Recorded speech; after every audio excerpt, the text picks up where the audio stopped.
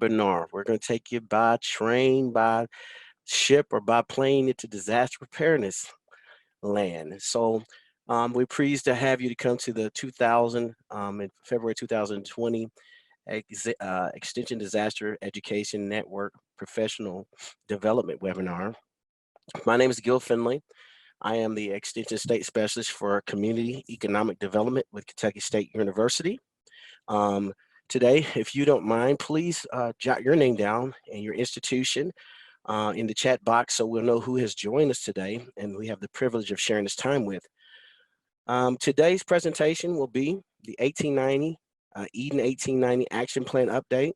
And our speakers today will be Noel Estwick, Michelle Eley, Kimberly Davis, and Finis Stribling. Just a few little housekeeping rules. If you have questions during the presentation, put them in your chat box in your control panel, and we will actually address those at the end, and we'll make sure that we bring up your questions and highlight those and make sure that they are actually responded to. I've actually attached and should be in your chat box the webinar evaluation so that you can fill that out. I've put that in because we want to have your feedback on what we are actually covering today and the enrichment and empowerment of what we're going to be sharing with you today. So look at that.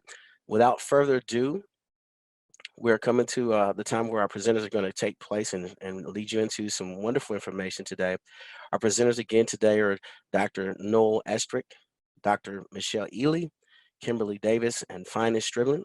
Noel Estwick, Dr. Estwick, is an assistant professor for the Department of Agriculture, Nutrition, and Human Ecology in the College of Agriculture and Human Services at Prairie View A&M University. After that, you'll be hearing, I believe, from Dr. Eley, who serves as the Community and Economic Development Specialist for the Cooperative Extension at North Carolina Agriculture and Technical State University, which is A&T. And then you'll hear from Kimberly Davis, who serves as the Extension Educator for for Florida A&M University. And then also you'll hear from Finis Stribling. He is the Forum Superintendent for the Research and Extension Demonstration Forum at Tennessee State University. So at this time, we are so elated and delighted to turn over to Dr. Noel Estwick, and you'll hear from him now. Thank you.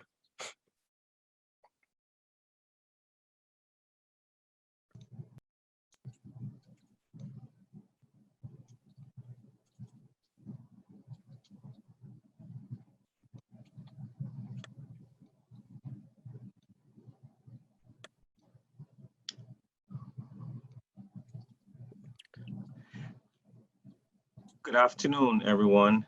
Thank you, Gil. Can you see my screen? Uh-huh. Sure. All right. Thank you, Gil. Good afternoon to those of our participants on the East Coast and Central Time, and good morning to those of you on Pacific Daylight Time and Mountain Time. As Gil said, I'm with Prairie View A&M University, and I am the principal investigator for the 1890 Eden Project. It is an honor and a privilege to be one of your webinar presenters today as we build awareness about what we call 1890 Eden, as the title says, a framework for further engaging 1890 land-grant universities in Eden and NIFA resources.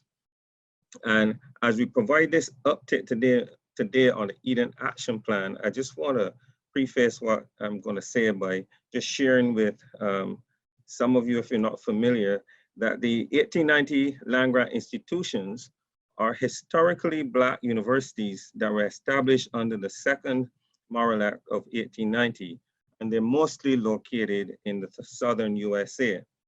This system consists of 19 universities that have a unique and specific missions to build capacity and strengthen research, extension, and teaching in the food and agricultural sciences. The mission of these institutions are therefore driven by the need to serve all clientele, especially those with limited resources. for our agenda today, I will provide some background on what is the 1890 Advisory Group and share a summary of the disaster programming that was carried out across the 1890 network in 2019. This will be followed, as Gil said, by a snapshot of activities from selected 1890 partners, namely Kimberly Davis with Florida A&M University, Michelle Eley, who's with North Carolina A&T State University, and Finis Stribling III from Tennessee State University. We will end the webinar, as Gil said, with a brief wrap-up and questions and answers. And so the partnership that is called the 1890 Eden actually began back in December of 2009 with a workshop which was intended to fully engage the 1890 community into Eden and its resources. And the continued support of the AEA made way for a resurgence of this effort in 2017.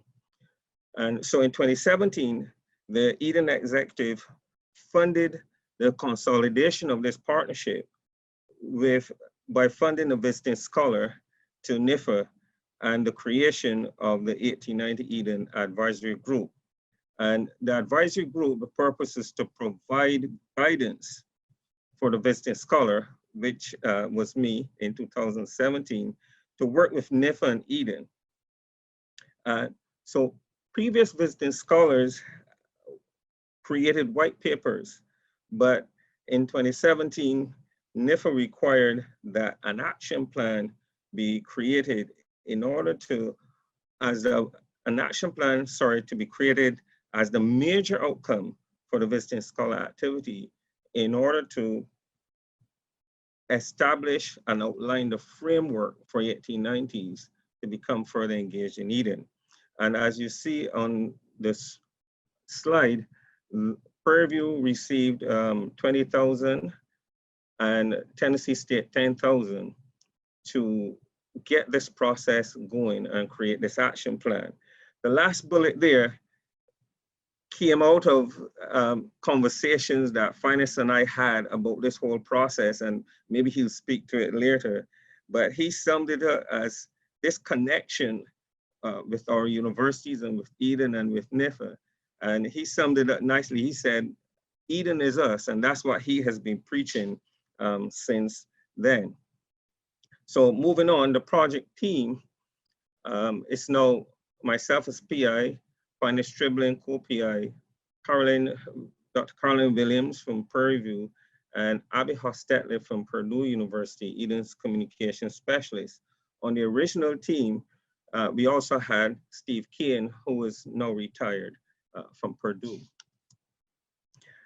This map shows the locations of the 19 universities. It's actually in white. Don't know if you can see them, if they're coming out clearly here, but you would notice that, as I said earlier, that they're predominantly in the southern USA. And so this shows us where we're located and would give some idea of the clientele that we serve. And so this is a list of our partner institutions here. The Association of Extension Administrators Executive Director is automatically a member of this advisory group that was formed to guide this process. And the initial objectives, as you would see in a subsequent slide, I will show the initial objectives. And so we see here the partner institutions. There are currently 16 partner institutions of the 19. I'll speak more to that later in the presentation. So to NIFA support, in 2012, the now former National Institute of Food and Agriculture National Program Leader and Eden Liaison Beverly Samuel began presenting to Eden the need for increasing engagement of the 1890 institutions. At the time, most of the Eden activities were attended by Prairie View and Tennessee State, and I believe Fort Valley State University. And so in this initial support request here, the objectives, there were 3 objectives: representation at Eden annual meetings. This was to increase representation, increase the number of persons serving as state delegates and point of contacts in Eden, and increase involvement in national exercise activities such as tabletop exercises, etc. And you will see as we move forward in the presentation that we have addressed these areas in the short term. And so the majority of the funds from Eden are used to host the advisory group's face-to-face meetings. We've had 2 meetings to date. In 27, we had our first meeting, which guided me as a visiting scholar in helping to bring this group together. These meetings are used predominantly for 2 purposes. That is planning. So as I said in the 2017 meeting, this was the basis for the creation of the action plan that we are presenting to you. And then another major component of these meetings is training. We seek out these meetings to have some type of professional development activity. And so in 2018, we partnered with FEMA for Train the Trainer on religious and cultural literacy and competency in disasters. And so these are some of the areas that we are targeting in order to better serve our clientele. So as part of this process, we developed the 1890 Eden mission, which closely aligns with the National Eden Mission. And as you can see here from this slide, it is to strengthen the capacity of extension at 1890 land-grant universities and the communities they serve in all phases of disaster. And this is done with research-based education. And so the action plan that we're presenting here is structured around this mission. We also developed 4 goals, and this action plan details actionable items and targets for realizing these goals. And the slides and presentations that follow will further bring awareness to this action plan and how we are approaching executing the plan and these goals. So the action plan, this is a framework of actionable items based on short-term, mid-term, and long-term targets. And some of the part of this approach is we have regular conference calls among ourselves to do our planning, and this supplements the face-to-face planning meetings. We have webinars such as this one. I'll speak a little bit more about that later. Training, as I mentioned, presentations at professional meetings, and responding to requests for proposals. This is very important because as we seek to build disaster capacity within the network, funding is critical to realizing our goals. And so collaborating to build disaster capacity. The rationale to partner was in response to the identified need at our first meeting to respond to RFAs, requests for applications, and requests for proposals depending on the agencies. And one of our targets is the NIFA's 1890 capacity building grant program. That will be one of our target RFAs. And we've also applied to SARES, Southern SARES Sustainable Agriculture Research and Education Program. And that application was submitted in November of 2019 to the Research and Education Program. And the partnering institutions are Prairie A&M University as the lead institution, North Carolina A&T State University, University of Arkansas Pine Bluff, Tuskegee University, and the University of South Carolina. We are partnering with Dr. Glover from there. And so the focus of this proposal is on the role of culture and preparedness as it relates directly to the producers we serve. And this proposal, as submitted and if funded, partially follows the match model, which was created at USC by Drs. Glover and Richer. And match is mobilizing against threats to community health. And we're looking at, obviously, disasters as a threat to community health and quality of life. We also received pilot funding of $6,000 from Southern SEER to conduct a pilot study in Texas and Tennessee. And I will speak a little bit more to this later in the presentation, but the survey is divided into two sections: business readiness in times of disaster and family readiness in times of disaster. As an advisory group, we also participated in the Southern CRD webinar series in February 2019. This is the Southern Rural Development Center webinar series. And the title of our webinar was Exploring Ways to Engage Limited Resource Communities in Disaster Education, Strategies from the 1890 Eden Advisory Group. And we also presented at the National Land Grant Diversity Conference in Kentucky in February of 2019. Now I'll provide some updates from around the network. Alabama A&M University, after the tornadoes of January 2019, Alabama A&M embarked on CERT training. And so you see here a picture of some of the trainees. Trainees completed all CERT class sessions, drills, and exams, and disaster simulations. In Georgia, Fort Valley State University conducted its annual small farm conference, and associated with that conference, conducted disaster programs in Sylvester, Georgia, and Albany, Georgia. Tuskegee University in Alabama.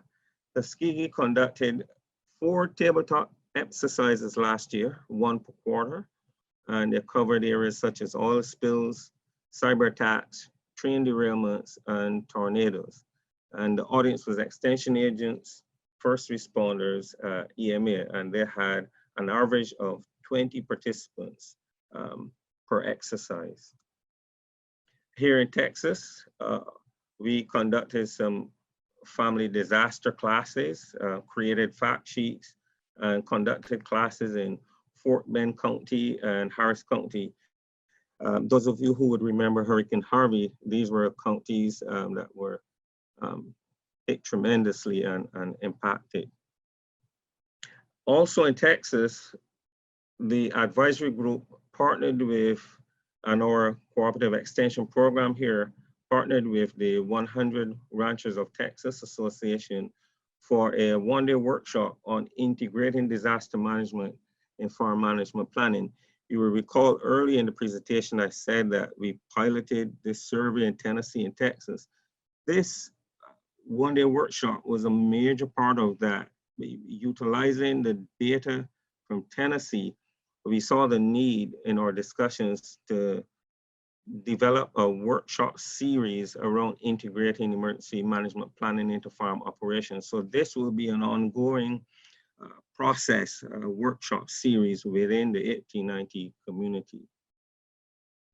And then the University of Arkansas Pine Bluff, they conducted a vegetable production and livestock production meetings and conducted sessions on tornado preparedness with farmers and ranchers.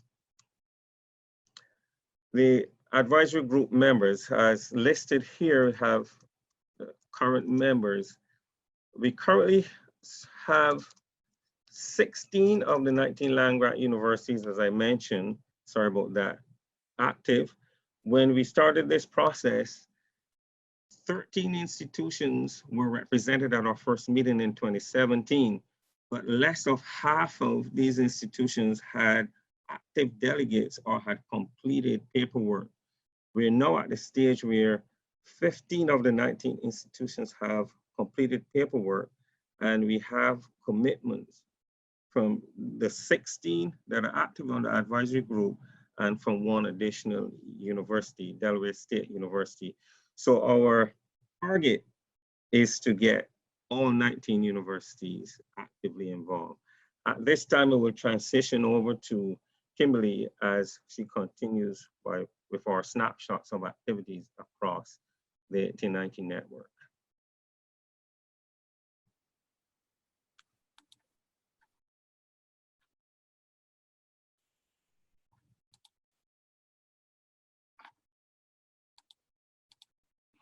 Good afternoon. I am Kimberly Davis. I'm Extension Educator at Florida A&M University. And we have primarily been focusing on engaging our communities that are at risk from pre-disaster planning to long-term recovery. At Florida A&M, our mission is to reduce the vulnerability of youth, families, seniors, and community to natural hazards, man-made disasters, and emergencies through enhanced all hazards preparedness education and outreach, because we already know that it's more than just being able to be prepared. You need to be able to respond and recover from a disaster. So keeping in mind the FEMA slogan that all disasters are local and you're the help until help arrives, we are engaging our at-risk communities in, like I said, being able to ensure that they're ready for pre-disaster to post-disaster, because our thing is to change the outcomes, changing the threat, the impact, and the survivors. So being in the state of Florida, we're impacted by a vast majority of a lot of events constantly. We've had hurricanes, we have lightning, because Florida is the #1 lightning capital of the world. So we make sure that we're working with them. So we're working with our at-risk groups, such as our seniors and youth, those with medical issues and disabilities are primarily the groups that we're working with, because we all know that the rural communities have limited financial resources and limited staff. So on the pre-disaster standpoint, we have a messaging. We follow the National Seasonal Preparedness Messaging Calendar. So for every month, we put out on social media or host workshops and seminars geared towards those topics and things that we do in the community. As I said, this is a picture of us engaging seniors in a rural community. And the other picture is we had a hurricane preparedness fair with a local county. We're also working with our Title I schools, making sure that they participate in Florida Severe Weather Awareness Guide, and this is the tornado drill that was held last week.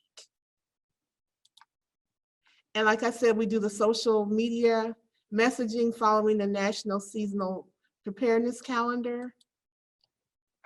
And Hurricane Michael has been our case study recently. We're working with, as you know, Hurricane Michael was the strongest storm that hit Florida in years. So we are currently working with Hurricane Michael in recovery, because Michael hit us here in Florida, where we are here at FAMU, because this hit our counties that are within an 80-mile radius of the university. So these are the communities we work with constantly. So one of the things that we did, the first thing that we did was to meet the need of the people by serving hot meals, because we didn't have power for at least 14 to 21 days. So we did help with that. And then we also did, because it was during the school year, the 4-H Club did a donation drive using the community centers where we do 4-H programming in Tallahassee to collect supplies for those in our surrounding counties.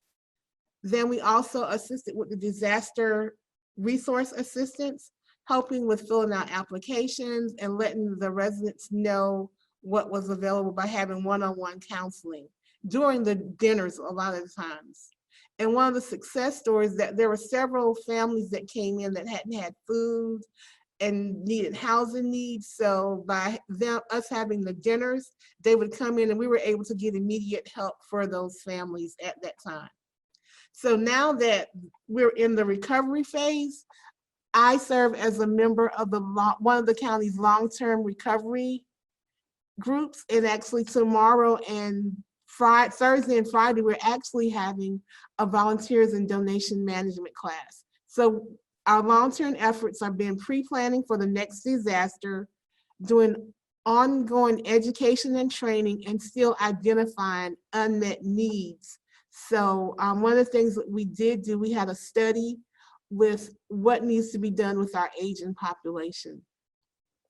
So right now, again, we're identifying the lessons learned from Hurricane Michael in one particular county, and we're continuing to empower the community. So we have been engaging, as I said, like as a case study, engaged in one community particular with the post-disaster needs from Hurricane Michael and how that can be interpreted to be used with other counties.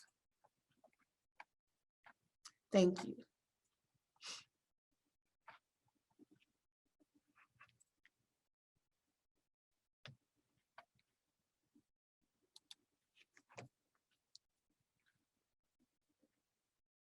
Okay, so that's all that I had to share on what we're doing here at Florida A&M. I think the next person is Michelle Eley.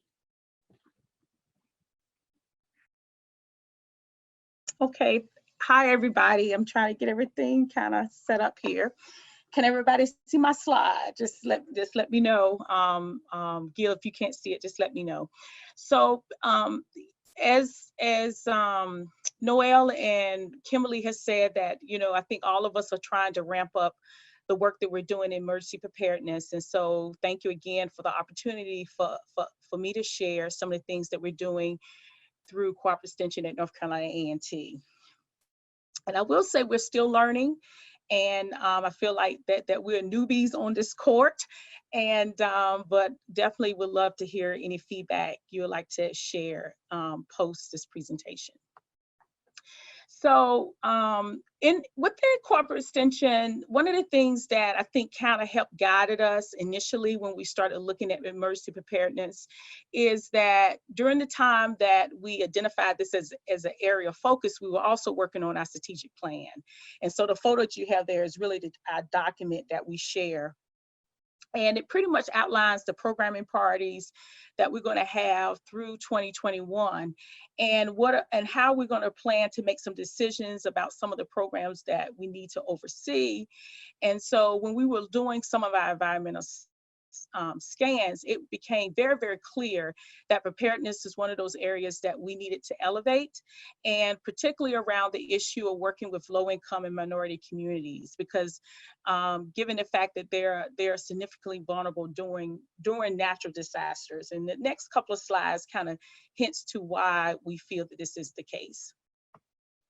So in North Carolina, as you know, as a state located on the eastern seaboard, like Florida, we are susceptible likewise to a lot of disasters. And so I kind of made a listing of some of the things that have impacted us in the last several years. In addition to that, we have had 5 federal disaster declarations since 2016. One of the biggest hurricanes that impacted us in 2016 was Hurricane Matthew. And of course, as you know, Matthew it caused damage in other states as well, but it really impacted us. In addition to that, we also had a tornado in East Greensboro, which is where North Carolina A&T is located, and the storm kind of touched down maybe about 2 miles outside of campus. And so we had several communities in that area that was greatly impacted. And so there was a declaration that was part of that, a federal declaration that was part of that. We also had Hurricane Florence and in September 2018. And then this past year, in 2019, we had Tropical Storm Michael as well as Hurricane Dorian. So needless to say, we stay very busy in this arena in terms of how to counteract some of the natural disasters as they occur. And so with that said, in addition to some of these statistics, I was looking and combing some of the data, and I found this another other surprising statistics that North Carolina ranks in the country for the number of homes that are at high risk or very high risk of a natural disaster. And so, as defined by that, in that region of the state that was identified, that kind of represents 2.3 million homes. And so with that said, it just kind of just raises the fact that preparedness is a serious issue for us and that we got to do more in this arena. The other reasons that make disaster preparedness important is because, as you know from what the data tells us, is that although we may be faced with a disaster at some point of our lives, oftentimes people are not really prepared when it occurs. And so we want to kind of take this as an opportunity to kind of help people to see that it's important for people to plan for emergencies and weather-related events. But there's simple steps that you can take to begin that process. It's also important to note that disaster preparedness can also make a difference between life and death. As you know, there's a severe loss of property, income, and things of that nature. And unfortunately, sometimes there's loss of life. And so, you know, the seriousness of this makes it, you know, even more important for us to do whatever we can within extension to work with our target audiences. We've also have seen through the data that has been provided to us that local economies really suffer due to the loss of wages, output, loss of tax base, utility disruptions, loss of destruction of property and public and private property, and the like. And so when we look at some of these events, sometimes it's like, as Kimberly said, there's so much you have to do after the event has occurred in terms of the recovery and things like that. And so we really see that some of this work is longer term. And I think there's so many lessons that we can learn when we are involved and we're working with people that are kind of foots on the ground, you know, helping our communities rebound. When we look at who's most vulnerable, kind of going back to my opening slide in North Carolina, we look at some of the following groups. We look at small businesses and nonprofits, and that also includes our farm operators. We look at low-income individuals. And most of that is because when you have lesser income, sometimes you do not have the disposable income to make the repairs and to really bounce back, you know. And so not having that disposable income can really be devastating to certain families. We're also looking at senior citizens, those that are disabled, ethnic minorities, and we also want to look at youth. And so we've done quite a bit of work working with some of these subgroups, and we want to continue some of that work as we move forward. So as we look at some of the, one of the things in North Carolina that I feel that we have to do a better job is looking at ways in which we can partner and collaborate with other agencies. As you know, in working in disaster education in your respective states, it is a very, sometimes it can be a very complicated network and, or a very elaborate network, I would say that. And so within that state, it kind of works like that. And so there's a lot of entities that we can partner with, whether it be FEMA or emergency management, first responders. We're also looking at ways that we can partner with our NGOs and see how we can do the best job that we can, ensuring that we're providing services and programs that impact the needs of minorities and underserved communities. I also have to give a shout out to our sister institution at NC State Extension, because a lot of what we do is done under their leadership. As you well know, some of you might be familiar that they definitely have a North Carolina Disaster Information Center, which is kind of like a website that shares a lot of information about disaster preparedness, response, and recovery. And so oftentimes when people are looking for information, this is one place we kind of point them to. During disasters, when communities are impacted, it's not uncommon for the county extension office to kind of be foots on the ground in terms of providing some of that assistance that is needed immediately once a storm has hit and whatnot. And so this is just a listing of some of the activities that they're involved in. It does not cover everything, but our staff, you know, that are partly hired by NC State and A&T, they tend to work in concert to make sure that the current needs are being met. And so we appreciate for the, you know, sacrifices they have made, but they have been a tremendous resource to communities in ensuring that the needed services is being provided.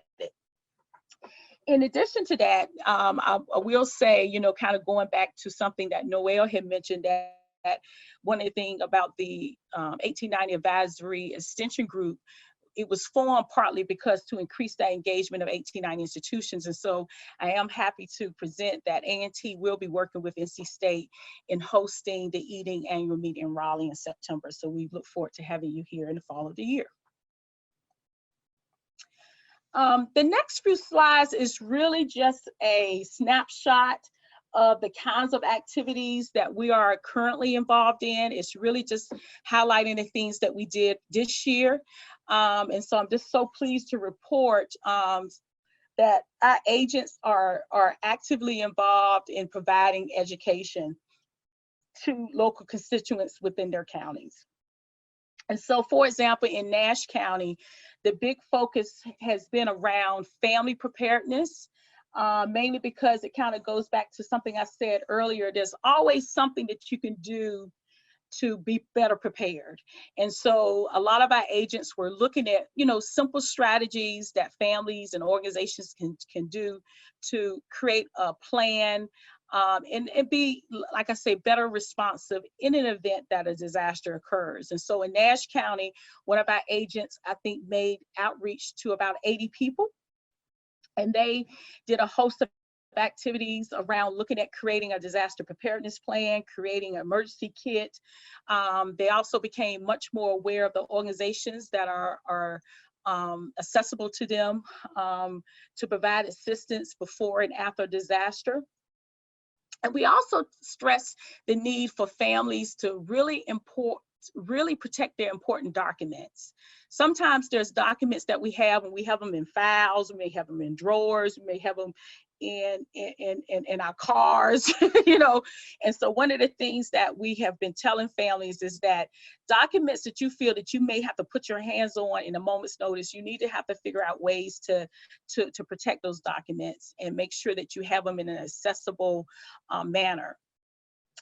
In addition to Nash County, Forsyth County, what they did a series during the month of September, because you know the month of September is Preparedness Month, and the agent partnered with 5 of the public library branches in her county to implement a program called Emergency Planning and Disaster Kits. And by hosting it with the libraries, she felt that given where libraries are located, it would make it more accessible for people to attend. It would give them more opportunity to attend. And so her goal was to kind of increase awareness and the knowledge of emergency preparedness and really what it takes to be better for plan. And she also did a segment on personal finances and why that's so critically important when you're dealing with these kind of events, to have some protective measures in place so you will have access to some of your personal financial resources.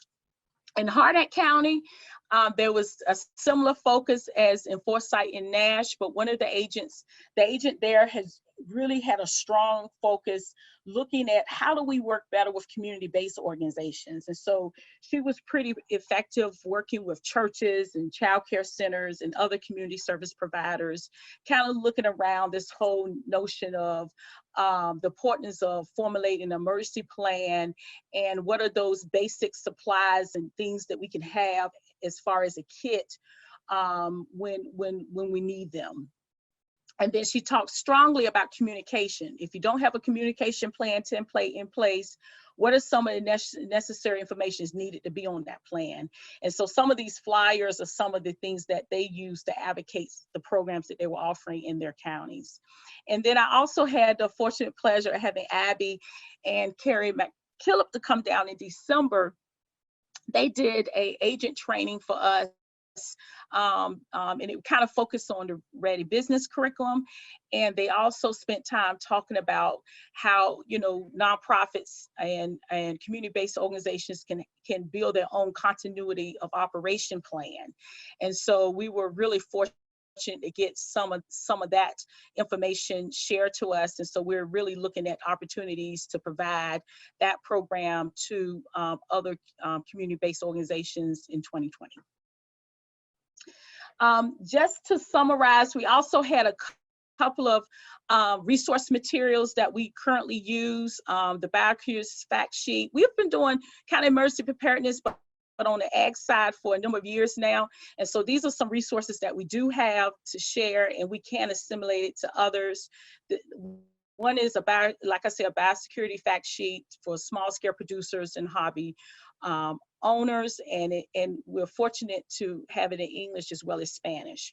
And then we also have an emergency contact card that we give to livestock producers whenever we're talking about biosecurity measures and things of that nature. And this is something that they can put in their homes, and they can kind of have that information readily available to them when it's needed.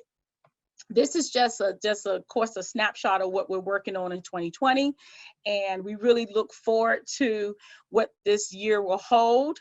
And I really appreciate, again, being a part of this advisory group, and also just being a part of the wider Eden, you know, being a member of the wider Eden network. Thank you again.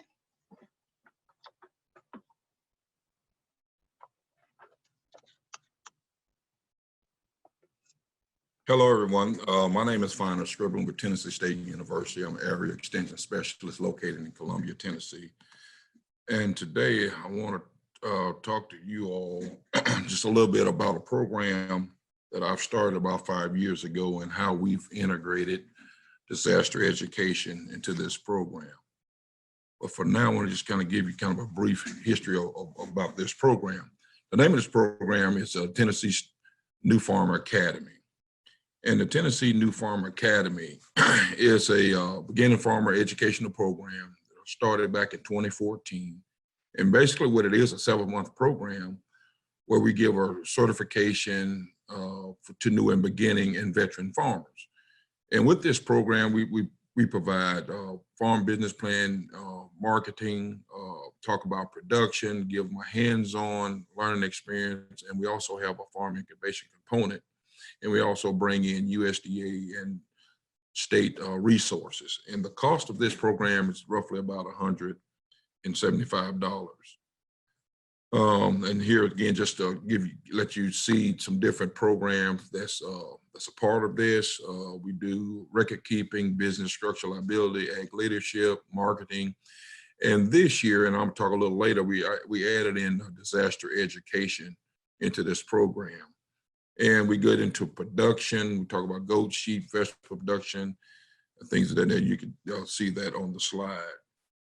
And with that, with the incubation component of this program, we have anywhere from a quarter to a 1 acre plot that we give farmers and participants to start growing this program.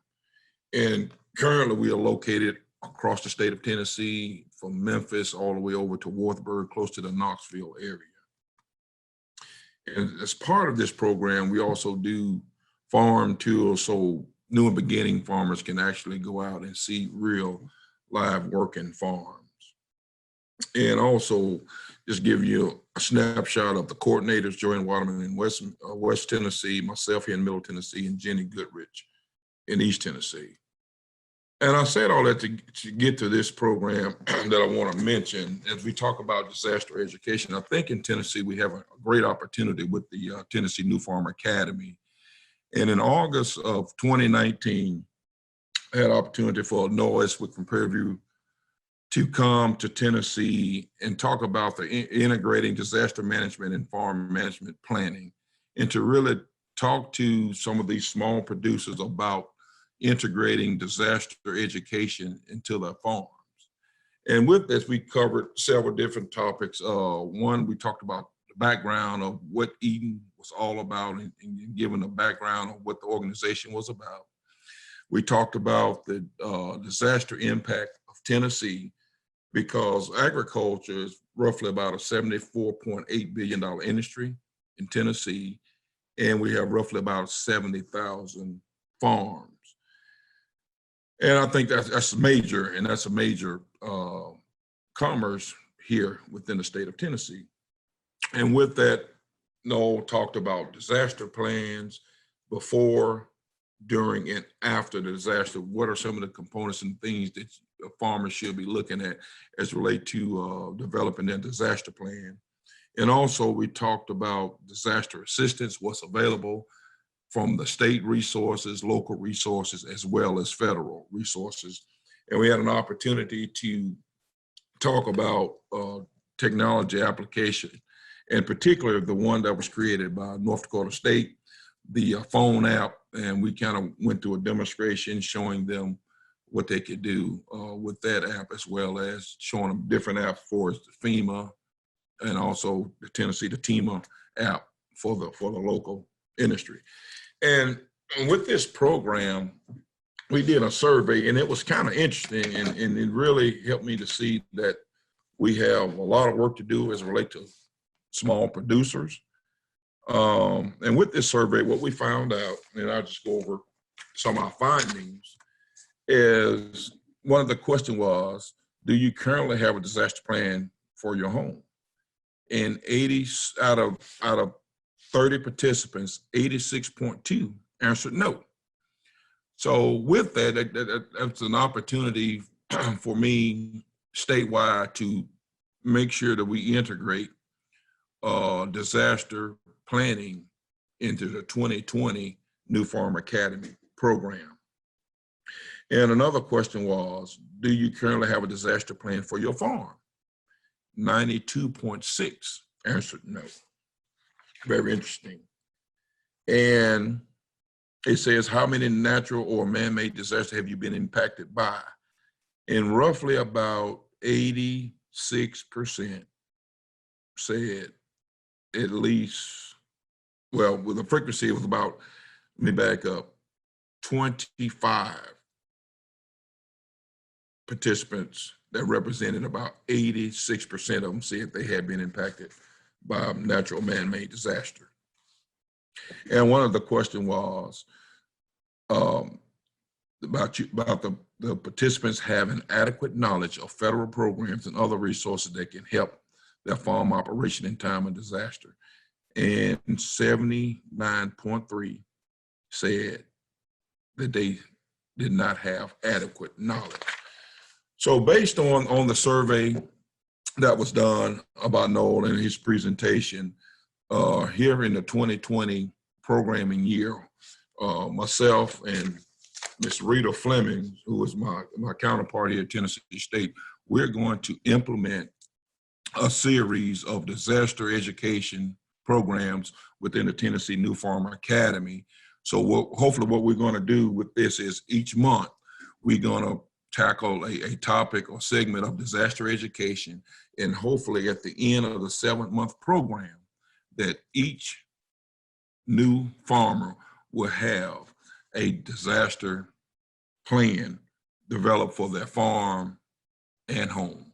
So that's one of the things from this survey that we felt with those type of high percentages of participants not having a plan. I think this is very crucial, because what we do know that every year we're dealing with some type of natural disaster, whether it's right now we're dealing with flooding, and what we do know is when the rain starts, we're going to be dealing with drought. So it's just a matter, if not if, it's just when. So from this survey and from this program that was presented by Mr. Estwick, Dr. Estwick, this is going to help us implement our disaster planning program for the upcoming year. And with that, here are some of the participants and partners with the Tennessee New Farm Academy. So they are aware of some of the things that's going to be up and coming with this program. And we're looking to possibly look at other states. I've been asked to come to other states and present, as well as implement a beginning farmer program. And I'm going to make sure that disaster education is a part of that process. Thank you. That's all I have. We appreciate all the wonderful information that's been very enlightening from Dr. Estwick, Dr. Eley, and Kimberly and Finis. You all done a great job of presenting the information that you had today. At this time, I think it's a great time to be able to look at our questions. And if you have questions, you might want to again put them in the chat box so we can address them now. And so we're going to try to bring these questions up so that our panel of those who have presented can address those and see if we can respond to you out there and give them a chance to give you enlightenment. Let's see if we can pull it up. I'm having a little bit. Okay, here we go. Thank you. Appreciate it. So looks like we have a question, and I may or may not say the name, but if so, one of the questions we have to those panels is, do you know if any of these agents started with and tweaked any of the Eden programs for these public trainings? And this question is from Becky to the panel. Do you know if any of these agents started with and have tweaked any of the Eden programs for these public trainings? This is Michelle from North Carolina A&T. One of the things that we did back in 2018, that we kind of combed through some of the Eden resources that we could see. And so what the agents have done, they have taken some of the parts that it has worked for them in terms of how they craft their workshops and things of that nature. So I would say, yes, we've used some of Eden, but they also use resources, other public resources that is available. And so, but I think the resources that are there have been helpful. And this is Noel, Gail, to Becky's question, and to add to what Michelle said, the answer is yes. The New Farmer Academy that Finis referenced, we actually photocopied Eden materials and distributed them at that meeting. And also the classes, which I mentioned here in Texas, two of us sat and used Eden resources along with some other resources we purchased with our funding through the grant to create them. So the Eden resources have been tremendous to the work we're doing. Awesome. Again, if those who are listening have any questions that you feel you would like some enlightenment on or just some feedback, we'll be glad to address that. We're about to say at this time, put them in the chat box. While I draft a question and while we're waiting on our audience to be able to respond to the panel, maybe the panel can address what are the benefits of the Eden resources or tools, being that we're either 1890 or 1862.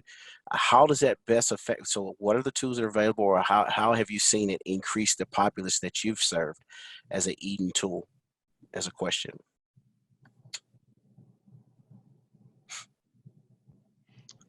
For instance, this webinar that's being... This is Noel again from Prairie View. So what it does is it reduces duplication of efforts. We don't need to be reinventing the wheel, and that's why we can partner and use Eden resources. As Michelle mentioned, Carrie and Abby went to North Carolina A&T. So when using the printed, the digital resources, but we also using the human resources within Eden. So in a few words, it's invaluable, this mechanism that Eden has together to share resources. Another question may be, being that you're an 1890 institution and your populace are sometimes very affected by that, how have you found the adjoining or aligning with other institutions within the network helpful?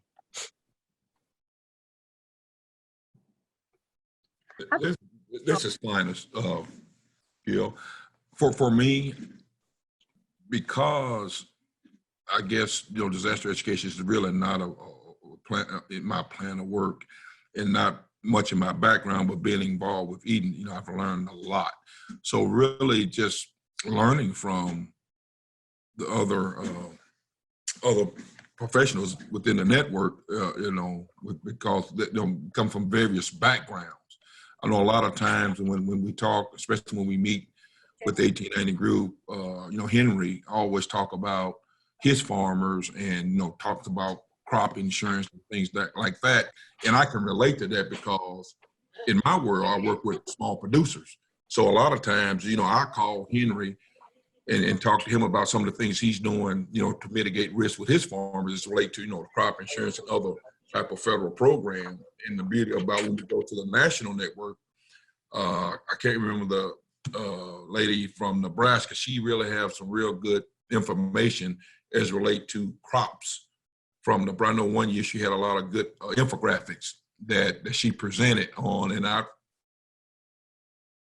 use some of that stuff here in Tennessee with some of my producers, but kind of to echo what Noel was saying, just, you don't have a duplication of efforts, and there's a lot of, information out there that I think we can use across state lines.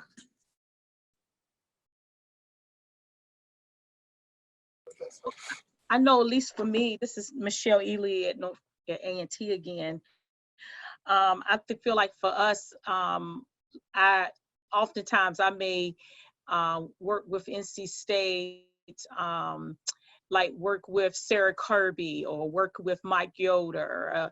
Oftentimes when I'm kind of stuck and I'm trying to figure out how to navigate, they have been very, very helpful, and always willing to partner and collaborate whenever it's needed. And so I would say that my closest neighbor has been them. And but outside of that, I feel like the 1890 advisory board has, or that network has helped us to work across state lines even more. So because we stay in regular contact with each other, it's not uncommon for us to be sharing information and resources and try to figure out, well, how can we help each other in one area or the next, but also echoing what Noel said earlier too, is that, the being a part of the network is pretty priceless, because like I said, when I wanted to do this workshop, trying to do some more work around disaster education, work with NGOs, I mean, Carrie and Abby didn't even hesitate to work with me and try to get it, try to figure out the calendars in short manner to ensure that I was able to do a workshop last year.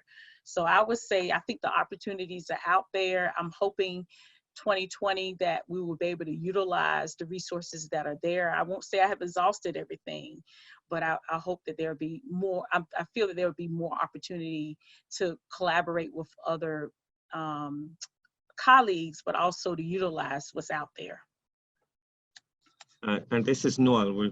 To add to working with sister institutions, as you all are aware, Texas hosted the 18th annual meeting, and so we work all the time with our colleagues at Texas A&M, Monty Dozier, the now retired Andy Vestal, John Cooper and I work together. These relationships within the network and with at the state level are critical to us being able to do our work and improve quality of life for our clientele. And this is Kimberly with Florida A&M. To piggyback on what Noel and Michelle have said, Angie Lindsay and I, by Angie serving as the University of Florida, Eden PLC, and me serving as the Florida A&M, we actually, like when there's a disaster coming, we actually have joint conference calls every morning with the Florida A&M as well as the Florida staff. So every morning, just like the emergency operations, they have a briefing. Every morning when there is a disaster about to hit the state of Florida, we have actual ongoing, so we're actually working together throughout disasters. So the network has been really great for us because the partnership between the two universities, we really work together. So we actually have, there's only one, like we're in there's one teams group for FAMU and University of Florida, one GroupMe, so that both universities are aware of what's going on, and we also, and that way we're sharing information and we're sharing resources. So it's been really good for us here in Florida to work as that one team. Well, we're going to take any more questions if the panel will continue to address. I want to give those folks just one more opportunity before we close out to ask any other last questions they have, so that we can provide our insight. I would like to say this, if we don't get any, this will be our last question. You know, we're at a time where it's census time and our populations are growing. You know, people don't even know that basically every 9 seconds a person is born, and basically one death occurs every 11 seconds. And then every 44 seconds we have someone to come to the United States, which means that every 24 seconds we're gaining a person, and that means our services have to reach all. So maybe, Kimberly, you said something that was important. Community means community and a demographic gathering of people. You was talking about how FEMA says that, you know, we're the help until we get there. So in your, you and the others on the panel can talk about how serving these local populace of people is important, that we're the help from the FEMA standpoint, and wrap us up there with an extension perspective, please. And anyone else who would like to follow. Okay, as I said, we go by that motto that we are the help until help arrives. For example, I'm actually in Gadsden County right now, and Gadsden County in Florida is the only predominantly African-American county in the state of Florida. So I have been boots on the ground working with the emergency manager and the emergency management staff, as well as the long-term recovery group, as we see the unmet needs here in this county. So we're really reaching out to the county as well as the neighboring counties. So it's important that you identify the needs in that county, and as extension, that we are the trusted resource. That's the purpose of extension. We've always been the trusted resource. They know us and they trust us. And that's one of the messages that Scott always gives, that extension is local and they know us and they trust us. So it's important that we keep, especially during a time of need, that we're here for our communities. Anyone else on the panel before we close out?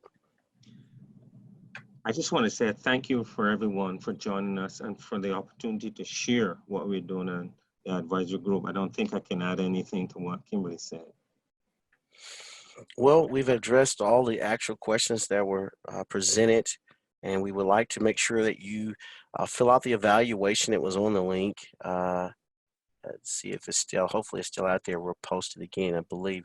Abby, if you can see if it's still out there, that'd be a great help for them to be able to fill out the actual evaluation. And we do appreciate, again, your time. At this time, before we end, we're gonna let Noel come up and tell us some final comments from him and anyone on the panel. I would like to remind you that this has been recorded, so it's going to be archived on the Eden website, and you can also find it at the YouTube channel from our distributed listserv. So make sure you take a moment to be able to look at the evaluation and fill out that information. And there is a dynamic, another dynamic presentation coming up for professional development. I'm your host today, Gil Finley, Kentucky State University. March 2020, you're going to have Joyce McGarry from Michigan State, and she's going to be presenting with others, possibly, know how to keep your food safe and reduce the risk of foodborne illnesses due to the loss of power. So as you can see, with this one and others to come, there's great information coming. Again, I'm Gil Finley, your host, and I'm out.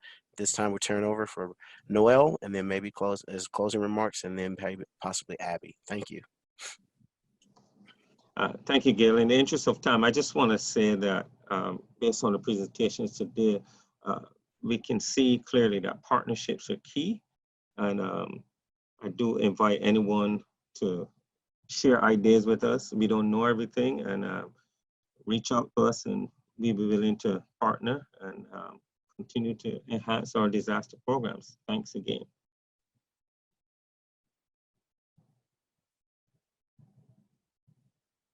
And I would like to thank all of our presenters for today.